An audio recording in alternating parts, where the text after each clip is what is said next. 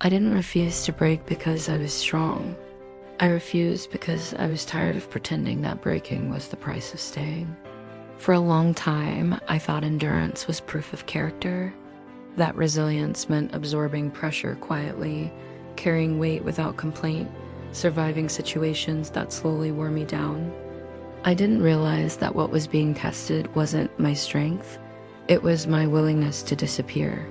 If this story is touching you, comment below where you're watching from and what time it is there. He had always believed I would bend eventually, not because he said it out loud, but because everything in our dynamic was built on that assumption. That if he pushed long enough, stayed firm enough, applied enough pressure, I would adjust. And for a long time, he was right. I adjusted my tone, I adjusted my expectations, I adjusted my boundaries until they barely existed. Each time I held my ground, it was temporary. Each time I resisted, I softened soon after. Not because I didn't mean it, but because I was trained to resolve tension at my own expense. Breaking never looked dramatic. It looked like compromise. It looked like patience. It looked like understanding. Until I realized what it actually was: erosion. Piece by piece, I was being worn down, not through cruelty, but through persistence. Through the quiet expectation that I would eventually give in. The pressure wasn't loud, it was constant. Subtle reminders of how difficult I was being, of how things used to be easier, of how much smoother everything would go if I stopped resisting. He never had to threaten me.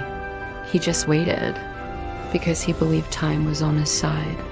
The moment I stopped breaking didn't come with anger, it came with resolve. There was a conversation, one I recognized immediately. A familiar tone, a familiar request framed as inevitability.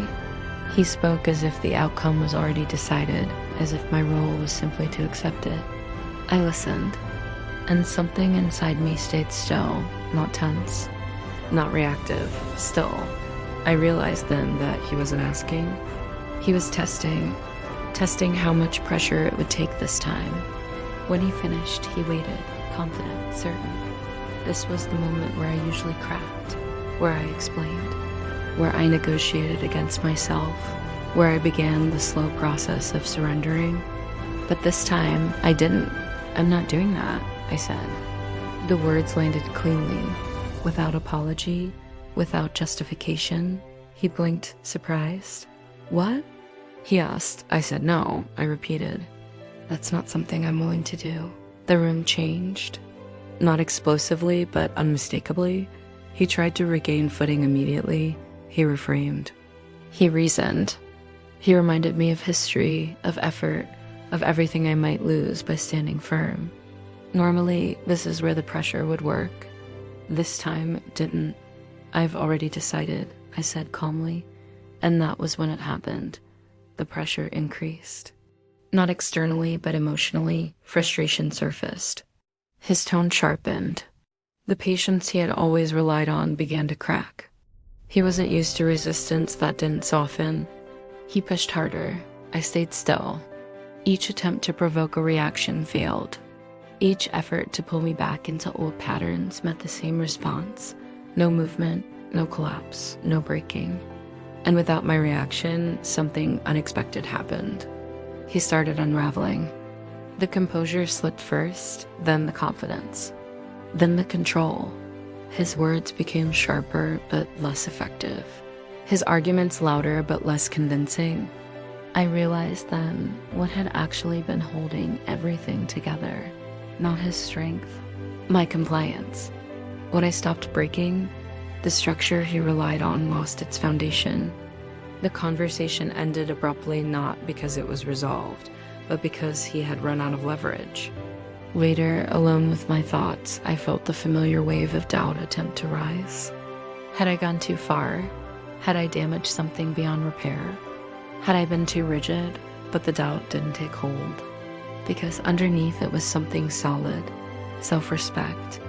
I hadn't refused to break to punish him. I had refused to break to protect myself. The days that followed revealed everything. He tried to regain control in smaller ways, passive comments, shifts in tone, subtle attempts to reassert dominance. They didn't work. Without my participation, the dynamic couldn't reset.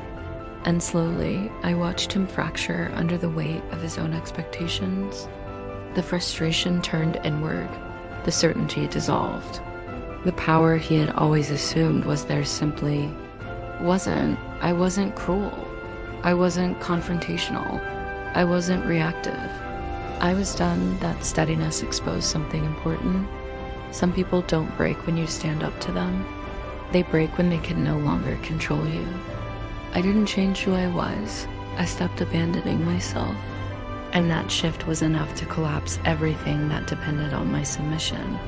If you're watching this and you're afraid that standing firm will destroy something, ask yourself this.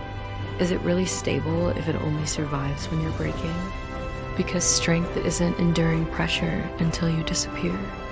Strength is knowing when to stop absorbing what was never yours to carry. I refused to break. And when I did, everything else fell apart.